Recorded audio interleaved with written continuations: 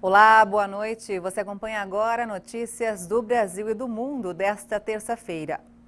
O desemprego no Brasil caiu ligeiramente no trimestre de abril a junho, mas ainda há 14 milhões e 400 mil pessoas procurando trabalho no país.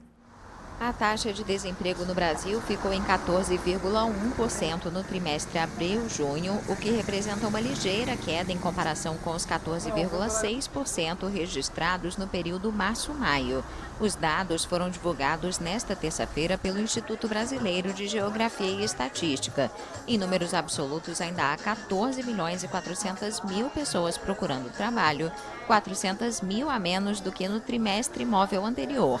A taxa havia atingido o recorde de 14,7% nos 2 primeiros trimestres móveis do ano, em abril e junho de 2020, quando a economia foi fortemente impactada pela pandemia do coronavírus e pelas medidas de contenção adotadas para contê-la. A taxa de desemprego foi de 13,3%.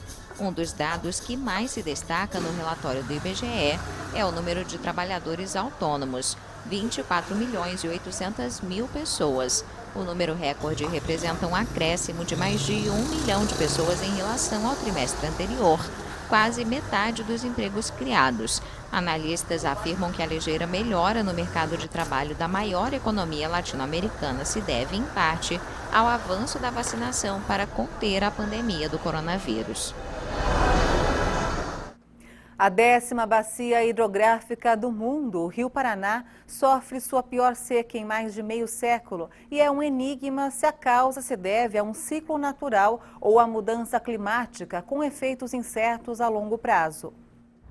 O Rio Paraná é o segundo em extensão na América do Sul, atrás apenas do Rio Amazonas, mas vem encolhendo desde 2019 e atingiu níveis nunca vistos desde 1940. Os especialistas duvidam de que, mesmo com o período das chuvas em dezembro, o rio vá recuperar a exuberância que fez dele a principal via de integração do Mercosul.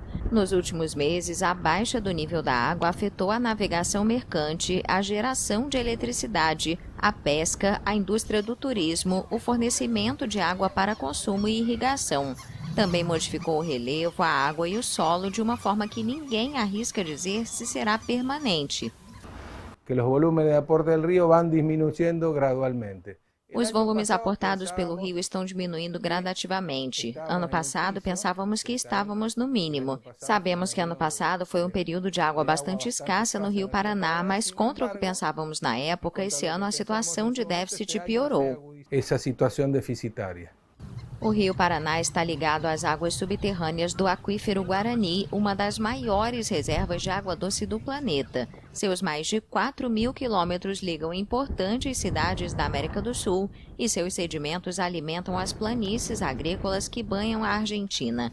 O Paraná nasce no Brasil, recebe afluentes do Paraguai e deságua no Atlântico, na Argentina, onde seu trecho navegável é vital para as exportações da Bolívia e do Paraguai, países sem litoral.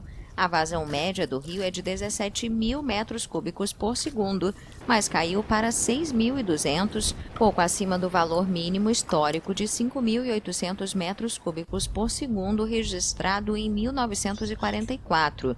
Isso reduziu pela metade a geração de eletricidade na usina binacional Yacyretá, na fronteira entre a Argentina e o Paraguai, que contribui com 14% da eletricidade para a Argentina. A seca afetou a reprodução dos peixes e fez surgir um rastro de lixo. Especialistas não sabem quem culpar pela mudança, e muito menos o que esperar do futuro. O ecoturismo tem crescido no Brasil nos últimos meses. Por causa das fronteiras fechadas no exterior, muita gente passou a explorar mais as belezas naturais do nosso país. Vamos ver.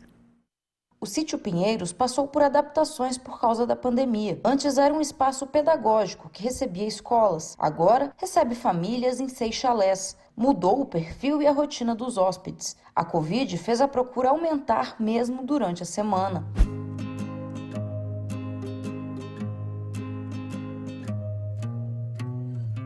Aqui em Brasília, essa hospedagem tem reservas fechadas pelos próximos 2 meses. O dono relata que durante a pandemia a procura aumentou muito. Além da casa, junto à natureza, os visitantes contam com o balancel. Como foi chamado esse balanço com vista panorâmica para o Cerrado. Então a gente passou a ter uma procura muito grande para dia de semana. Normalmente os finais de semana estavam sempre alugados com muita antecedência. E com a pandemia a gente passou a alugar de segunda a segunda. Lá é incrível, é uma sensação de liberdade, é uma sensação maravilhosa, de verdade, foi incrível. Mas e a segurança? Vou colocar o cinto aqui em você, tá? O cinto de segurança. Bom, que aí você vai ficar seguro no cabo central ali, porque caso aconteça alguma coisa, tá bom? Fica preso. Prender nesse cabo aqui, tá? Prender o outro aqui. A gente segue a norma BNT 21101, né, que é a norma para atividades em altura. E isso foi, a gente teve um apoio muito grande do Sebrae DF, que nos forneceu uma consultoria muito importante de risco, que é onde a gente desenhou toda a estrutura de segurança do balancel. E aqui a gente prima muito pela segurança. Então as pessoas, quando chegam aqui, elas veem que realmente a estrutura é segura, que o cinto de segurança dá total firmeza para elas. O presidente da ABETA explica que órgãos públicos, prefeituras e estados têm responsabilidade sobre a fiscalização e orientação relacionada à segurança em empreendimentos, mas destaca que a demanda deve partir do cliente. Ele explica ainda que o setor evoluiu fortemente ao longo da última década, desenvolvendo um arcabouço legal e normativo que dá mais garantias e segurança aos consumidores e trabalhadores. Mas muitos desafios ainda existem. Hoje, o Brasil está melhor preparado para atender uma demanda voltada para o turismo de natureza. Os desafios não são pequenos, né? Os desafios que o mundo tem que enfrentar hoje são gigantescos, os do turismo não são diferentes, e incorporar a paisagem, a simples paisagem, não precisa derrubar um pé de árvore, não precisa mudar uma pedra de lugar, a contemplação disso pode sim ser transformada em recursos através do turismo, é isso que a gente espera. Para incentivar o turismo de natureza e capacitar trabalhadores da área, o Ministério do Turismo lançou a campanha Viaje pelo Brasil, conforme explica o ministro Gilson Machado. O nosso objetivo é colocar o segmento em evidência no país e retratar a importância do turismo consciente, responsável e seguro, proporcionando assim um aumento no receptivo de turistas.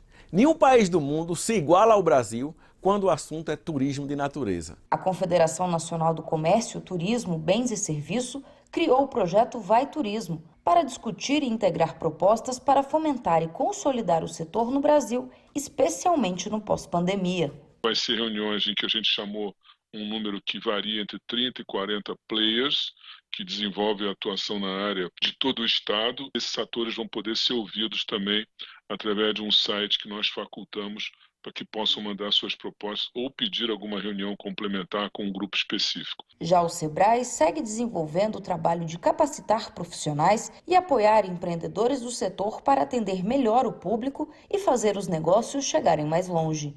E a gente oferece uma série de capacitações e consultorias e mentorias visando a preparação desses empreendimentos para esse novo cliente, esse novo viajante, né?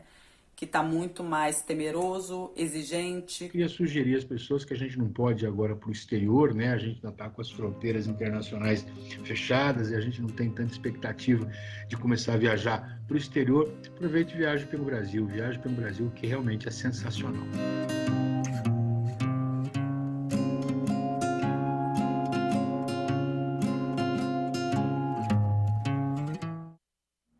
Lindo lugar, né?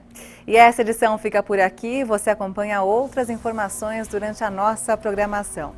E para rever as nossas reportagens é só acessar o canal HIT Notícias no YouTube.